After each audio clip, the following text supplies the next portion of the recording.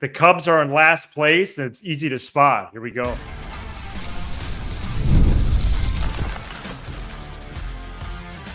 You are Locked On Cubs, your daily Chicago Cubs podcast. Part of the Locked On Podcast Network, your team every day. You are Locked On Cubs, part of the Locked On Podcast Network, your team every day. Alongside Sam Olber, I'm Matt Cozy. Sam and I are lifelong fans, taking our passion into a discussion with you on all things Cubs. Thank you for being part of the show and making Locked On Cubs your first listen today. The best way you can help us grow the show is to listen every day, like the video, and comment anything below. Today's episode is presented by FanDuel. Right now, new customers get $200 in bonus bets with any winning $5 bet. That's $200 in bonus bets with any winning $5 bet. Visit FanDuel.com/locked on to get started. The Cubs lost the series to the Cardinals over the weekend by dropping 2 out of 3 games. 3-0 loss Friday, 5-1 win Saturday, and 2-1 loss Sunday. Cubs have now lost 9 of their last 10 series. They are 34-38 overall and 17-29 since April 27th. They were 34-38 through 72 games last year. However, the 2023 team was currently in the midst of a stretch in which they won 11 of 13. The current Cubs, meanwhile, are in last place in the NL Central, 8.5 games back. Sam, the Cubs are in last, and I have to say they look and feel that way as well. Yeah. I contemplated the plan of attack for this show for myself, and I came to the conclusion that there's no value for us as a show and for anyone else for me to do this big dramatic the season's over bit, because whether the season's over or not, we still got 90 games left to cover. So we might as well just watch the team. It is what it is, right? We got to watch it regardless. But the level of disappointment that I feel in this team is as high as any team I could remember being a fan of. It's Wow. not one specific player. It's everybody. It's Jed. It's Counsell. It's the players individually. It's the strategy, the execution. It has just been such a bad combination of bad baseball, boring baseball, hard to watch baseball, bad luck baseball, injury baseball, and through 72 games, it has felt like, they have that documentary with Barkman. I don't know if I'm allowed to say it on the social. I'll just say Catching Heck. Yeah. It's a season from that right now. Yeah. It's been awful, Matt. And even when they were 17-9, I went back and I watched our show after they swept. I watched a little bit of the show after I think it was after they swept Houston, or maybe won 1 or 2 against Houston. So they're getting close to their high water mark. Yeah. And we were still kind of talking about they're getting wins, but man, they're really grinding. They're in survival mode. This isn't fun to watch. And you look up in June, and they have not won a 3-game series since back in Pittsburgh. They have those 2 wins against the Sox. They got beat by the Reds at home, the Cardinals at home, 3 out of 4. They're 9-17 against the division. And when you look at it, they are truly, since that date, April, whatever, 26th, 27th, one of the worst teams in baseball. And I'll go as far as to say this. Currently, if you take out Imanaga, they are one of the worst teams in baseball from opening day till now.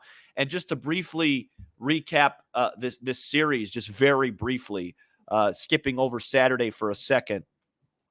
Friday, I was willing to go the route of, man, it's just not our year. Wicks gets hurt. Wisdom hits a ball that should have been a home run that wasn't, to put him in the lead. I thought you put it beautifully. The baseball gods felt like they got a hold of that and just spit it back out on the diamond. But, it was more of a I'm crying, complaining type of thing. It's not our year. Sunday was, it's not our year because we stink right now. We stink. To have the wind blowing out. My dad could not believe the score. He didn't have a chance to watch. It's crazy. Miles Michaelis is might be at the top of the list of guys you want to face if the wind's howling out. He attacks in the zone. You know what you're getting. The Cubs didn't hit one ball that looked like it had a chance today. Not one. And by the way, and I'll pass it over to you, St. Louis was awful this weekend too. They scored six runs, and 3 of them came from a guy that's not even supposed to be on the team. It is to lose like this, to play like this. It's beyond calling out individual players, although I'll have a couple of marks for a couple of guys. Sure. But it's just, it's beyond disappointing. And, like I said, it's like I look at this team. I was really excited about this summer. I didn't think that they were going to be an elite great team, but I sure did not think they would be this bad. I really didn't. Yeah, it's one thing to have the 17-9 start because that was a hot start just by definition. But if you read between the results, they blew about 3 games out of the 26 there, 3 or 4. And just after that, they've taken a tumble. And I think it's a good exercise going to an episode or 2 in that stretch. Because the reason at that time, despite even the bullpen issues, why they were in survival was just people weren't there. Right. Seiya got hurt and Bellinger got hurt. Right. So we're like, wow, a great season could be interrupted by your 2 and 3 hitter just not being around. And now it's been interrupted by a multitude of factors. And what's really annoys me throughout all this is because they are a bad team. They are one of the worst teams in baseball, one of the 6 worst. I'm going to give it to you in a minute. But usually if you're a bad team, which the Cubs have been the last 46 games, which, by the way, 46 games is not like a small number. It's 28% of the year. Yeah. Usually, like these teams I'm going to list off, you're going to go, wow, every part of the sport they're bad at. Well, you know what? The Cubs, for the most part, are good at starting pitching. And that's why, for me, there's even another layer of frustration is because you see Imanaga taking the steps up to stardom. You see Steele, who's bounced back since himself being IL'd. You see Tyone, who goes quality start after quality start. But a combination of injuries and poor performance really has marked this year. And it's pretty clear that an early trade is not going to happen anywhere in baseball. But what I had to chuckle at this weekend was, everybody keeps talking about these 5 teams when discussing the trade deadline as being clear sellers. It's the Angels, the Rockies, the Marlins, the A's, and the White Sox. Well, that's 5 was the number. Well, here are the 6 worst teams in baseball since April 27th. Ready? Angels, 18-27. Rockies, 18-27. Marlins, 17-27. Cubs, 17-29. White Sox, 15-29. A's, 15-31. Wow. They are one of the worst teams in the sport. Yeah. And it's not close. Yeah. Actually, the 3rd worst. No, it's really good information. It's glaring. No, it's 46 games. It's beautifully said. I wanna pivot just for a sec to just talk about one specific moment in this game that really, because this game on Sunday was a really nice summary of the offensive struggles. Number 1, they couldn't do anything, and then number 2, when they had a sniff of doing something, they couldn't get it done. And when they had a sniff of doing something, I believe you're going to say Nico Horner flew out to right. Well, no. I'm not going to go after Horner yet. I'm talking about you get the leadoff walk from Tauchman in the 8th. Okay, 8th. PCA comes in, steals. So you got man on second, nobody out. Morel, Bellinger, Suzuki up. Okay. Should be a really comfortable situation. You should be thinking about, hey, maybe we could even take the lead here. But definitely tie. You have a number 2 hitter that is batting 196. He can't change his approach and go to right field. He can't get a bunt down. All he's in there to do is to see if he could run into one.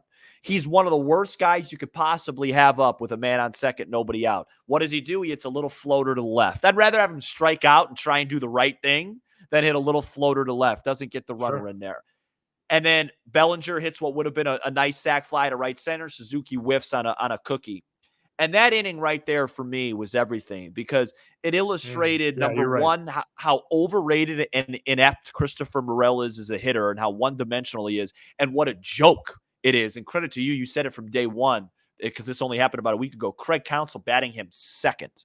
Again, is it affecting? I mean, I just, he needs to be buried in the 6-7 hole until he figures his stuff out.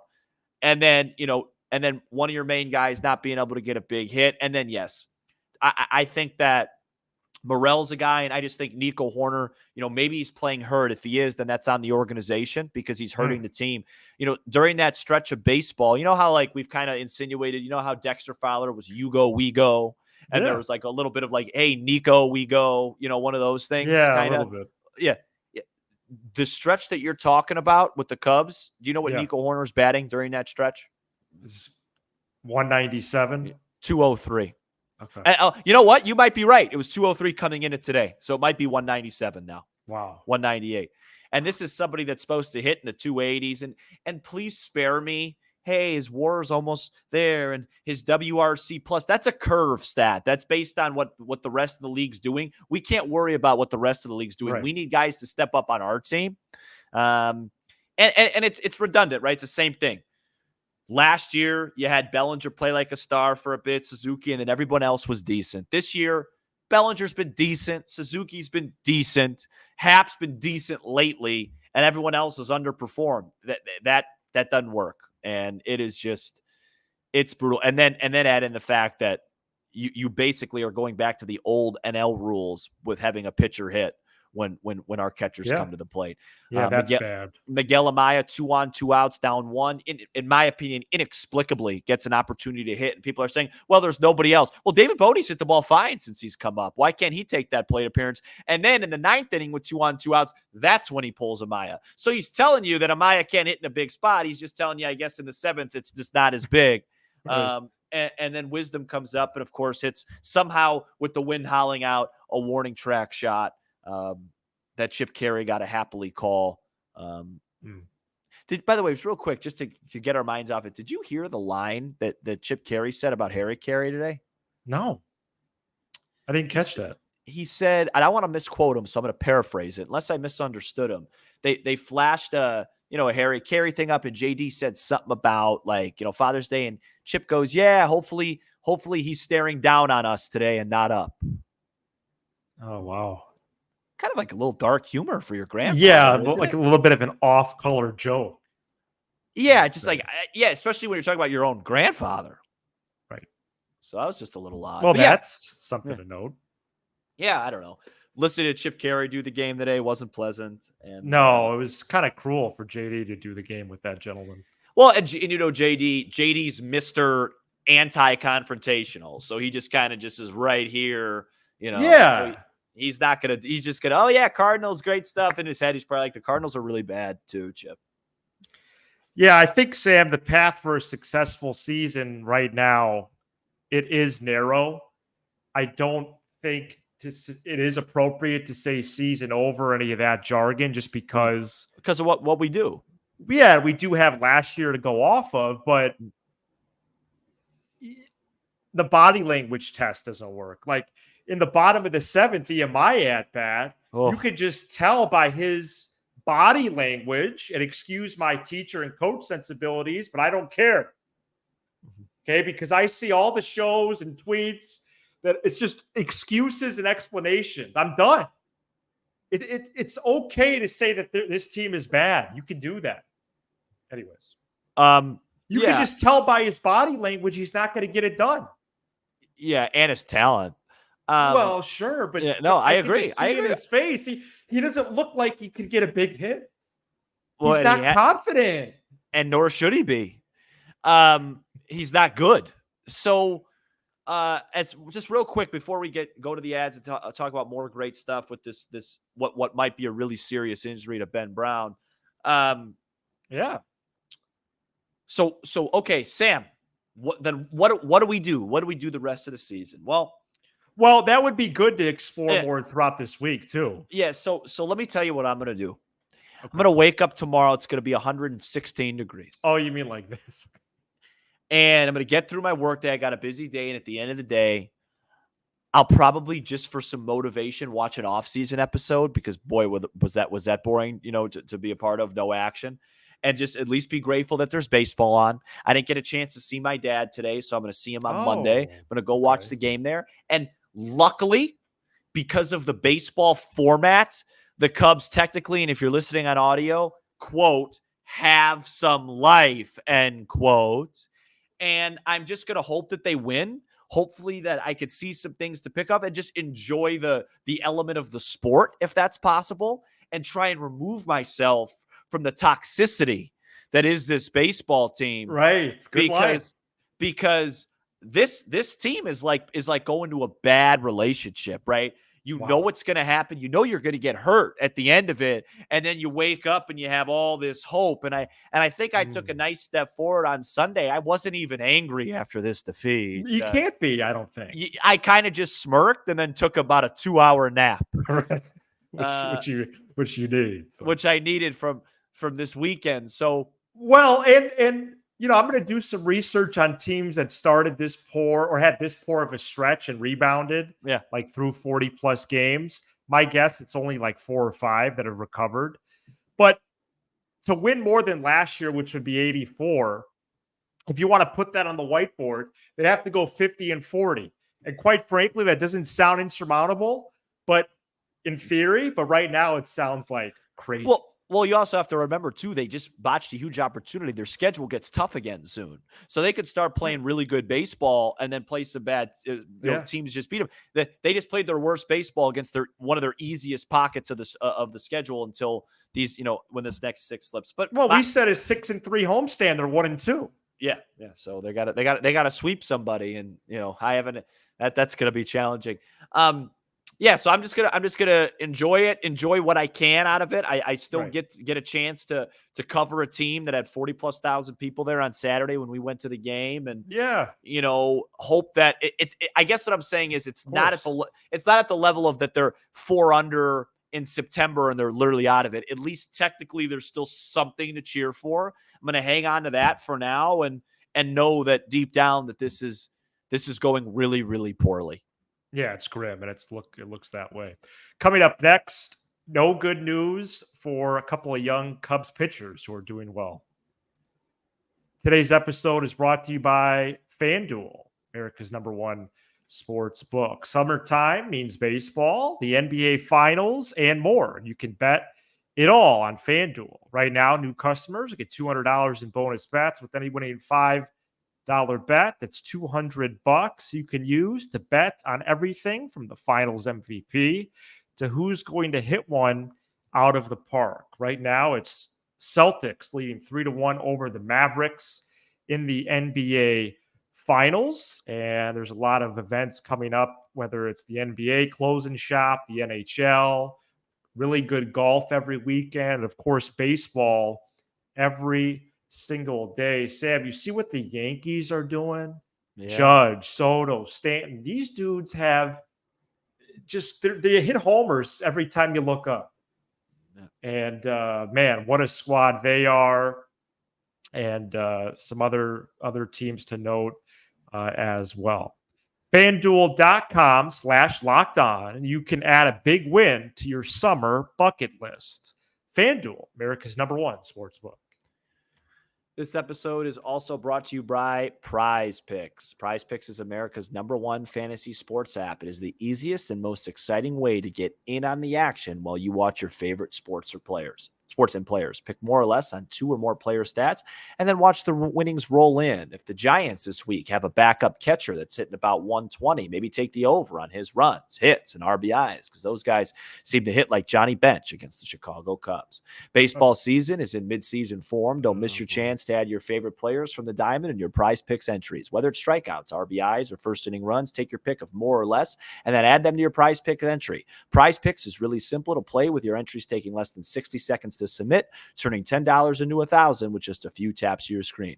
Download the Prize Picks app today. Use code LOCKEDONMLB for a first deposit match up to $100. That's a first deposit match up to $100 by using code LOCKEDONMLB. Pick more, pick less. It's that easy with Prize Picks, America's #1 fantasy sports app. The Cubs play the Giants at 7:05 p.m. Central Monday, and you can hear every pitch of the Cubs' hometown broadcast on Sirius XM by searching Cubs on the SXM app. And before we preview Cubs Giants, we want to update you on a slew of injuries, good and bad, actually. Ben Brown, we learned Friday morning that he's going to be out for a while with a neck injury. And at the time, that was softened by Jordan Wicks, who re-entered the rotation, pitched well out of the pen to piggyback with Brown his previous game, his first game back from his forearm injury. And Jordan Wicks Friday afternoon also got hurt. And then we learned Saturday that Wicks is going to be out for a while with an oblique injury. Literally, that's what the Cubs said. They said they're going to be out for a while. And when there's not a timetable on it, you know it's bad. Yeah. No weekly timeline, nothing. These were 2 bright spots of this campaign, 2 highly valued pitching prospects. It really is a shame. Well, you can make the case the 3 best exciting young arms in the system are all hurt. Brown, Wicks, and Cade Horton. Yeah. So, and always concerning when young pitchers start to get injured, especially with Wicks, because now that's kind of trending towards maybe a trend, if you will. Yeah. The Brown thing's scary. Necks, and when you hear those things, I mean, just right. really, how long was he even pitching with that? Yeah, very rough. Yeah, because they originally described it as he had he had some neck stiffness, and they wanted to give him some time. Obviously, he'd been pitching with this injury. Correct. Speaking of injuries, by the way, and you mentioned the Yankees on the ad, Anthony Rizzo went down today. Do you know what he's hitting on the season? He is not having a good year. He's hitting behind Soto and Judge and these guys. 223 with an on base at 289 for the former Cubs player / legend. That's kind of crazy. Well, anyway, this is the last year of his deal, I think. Yeah, well, they might be a match made in heaven to come back home. You know, I meant that sarcastically. The injuries are bad. Kyle Hendricks returns to the rotation now. Yeah, and out of necessity. I mean, who else? He did pitch well Friday, but but the wind was howling in, Matt. Yeah, he could still on those days, because the way he pitches, he could have success. His next start this week will be a 90-degree outing Wednesday at 1:20 against the Giants. Oh, it'll be scorching. And credit the Cubs, of course, for giving the Giants a getaway day. The Cubs have a day off. Yeah, what's with that? The Cubs have a day off. A home off day. Yeah, a home off day, and they don't play Wednesday night. I mean, after Wednesday, it'll feel like we won't see these guys for 6 weeks, and I won't be complaining. Thursday might be the best day of my summer. Yeah, make plans Thursday. Yeah, I know. I might make some Thursday. No, and when I can make some plans Wednesday night and Thursday night. Yeah, probably. You know what I mean? Well, no, but Brown, Wicks, Horton. Really frustrating. Yency Almonte and Julian Merriweather both threw bullpens over the weekend. And Almonte could go on a rehab assignment as soon as this weekend, while Merriweather's steps could lead to a return right before or right after the All-Star break. So it'd be good to get those dudes back in the pen, an area where the Cubs continue to struggle for the most part. Coming up next, we do preview Cubs Giants. but perhaps regrettably at this point. Supply House, our great partner here, Locked On Cubs. Get supplies from the site that's made for the skilled trades, supplyhouse.com. Supplyhouse.com is the reliable way to order plumbing, HVAC, and electrical products online. Their easy-to-use website is packed with helpful resources and the latest product info to help you get the job done right. Shop a complete inventory of over 200,000 parts from over 400 top brands and get your order delivered right to your door with fast shipping from coast to coast. Need help with an order? Get expert support and industry-leading service from the friendliest folks in the business and talk to a real person every time. Pros in the skilled trades can get a competitive edge by joining supplyhouse.com's free Trade Master program. Every Trade Master gets access to a dedicated phone line, free shipping, and discounts on every order. Join the thousands of trade pros already benefiting from their free membership at supplyhouse.com and order plumbing, HVAC, and electrical supplies from anywhere with just a few clicks. That's supplyhouse.com. Check it out today. Cubs Giants begin a 3-game series Monday night, 7:05, 7:05, and 1:20. Javier Assad and Jordan Hicks, Justin Steele and Logan Webb, Kyle Hendricks, and Spencer Howard. Fangraphs has all three of these games at about a 50-50 percentage flip. The Giants, Sam, are 35-37 on the year. Any thoughts on this series going in? No, I would like to see the Cubs. I'd like to see the Cubs win. Right. A series. I got to tell you, a part of me is thinking, all right, maybe they'll bounce back a little bit tomorrow, but the wind's going to be howling out tomorrow, mid-90s, and it's supposed to be really hot this week. And Assad, he'll give up the gopher ball every now and then, and so he's going to have to really work hard to keep it in the park.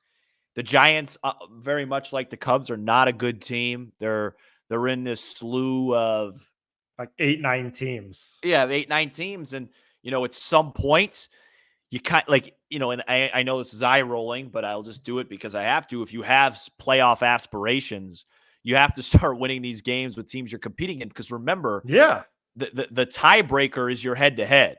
So right now, it looks extremely unlikely that the Cubs would get a tiebreaker with the Cards, with the Reds. They did the Padres. They already lost. That's clinched. The Diamondbacks are one that they do have. So it'd be nice if you could. You have 7 games coming up against the Giants out of the next 10. It would be really nice if you could go out there and sweep them. But to do that, you have to win 3 consecutive games, which the Cubs haven't done since before I was born. Go Cubs. And so, Hicks is a pretty good pitcher. He's got good stuff. If you remember, he's a starter again. It's weird because in his Cardinal days, he was very volatile. He could walk the stadium, but miss a lot of bats. This year, he actually hasn't struck out a ton of guys, but he's kind of really settled his stuff in and has become, a pitcher. And then Logan Webb, Justin Steele, a rematch of last year when Justin Steele threw 8 shutout innings, which I would go as far as to say was probably the peak of the Cubs season. I think that was like some sort of holiday weekend. I think that was Labor Day. I think that was the last. Oh, that was the. I did a solo show. The last game of their best stretch. Yeah, I think I did a solo show after that. I think it might have been Labor Day. Yep. And 3 days later, it fell apart.